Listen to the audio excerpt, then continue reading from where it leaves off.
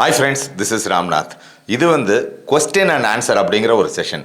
இதில் சப்ஸ்கிரைபர்ஸ் கேள்வி கேட்பாங்க, நான் பதில் சொல்லுவேன்.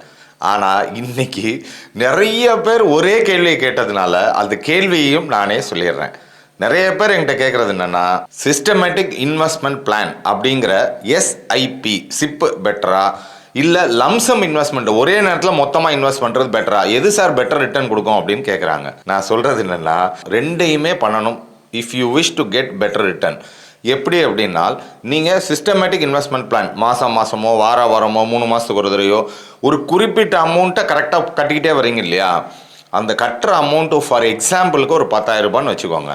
அந்த 10,000 ரூபாயில் 7,000 ரூபாயை மட்டும் எஸ்ஐபியில் சிப்பில் கட்டுங்க. பாக்கி 3,000 ரூபாயை மியூச்சுவல் ஃபண்ட்லேயே லிக்விட் ஃபண்ட் அப்படின்னு இருக்கும், அதில் போட்டு சேர்த்துக்கிட்டே வாங்க. அப்போ மார்க்கெட் எப்போயாவது நல்ல கரெக்ஷன் வருது அப்படின்னால் உங்கள்கிட்ட லம்சம் இன்வெஸ்ட்மெண்ட் பண்ணுறதுக்கு நீங்கள் லிக்விட் ஃபண்டில் போட்ட காசு உங்களுக்கு இருக்கும். அது லிக்விட் ஃபண்டில் போட்டதை நீங்கள் வித்ட்ராவல் போட்டிங்க அப்படின்னா அடுத்த ஒர்க்கிங் டேயே உங்களுக்கு அக்கௌண்ட்டில் வந்துடும். அப்போ அந்த அமௌண்ட்டை வச்சு நீங்கள் லம்சம் இன்வெஸ்ட்மெண்ட்டும் பண்ணிக்கலாம். அப்போ மார்க்கெட் நல்ல கரெக்ஷனான கம்மியான ப்ரைஸில் இன்வெஸ்ட் பண்ணும்போது உங்களுக்கு ஆவரேஜ் ப்ரைஸும் கம்மியாயிடும். ரொம்ப டிசிப்ளினாக பண்ண வேண்டிய ஒரு எஃபெக்டிவான மெத்தட். புரியும்னு நினைக்கிறேன். பாய்.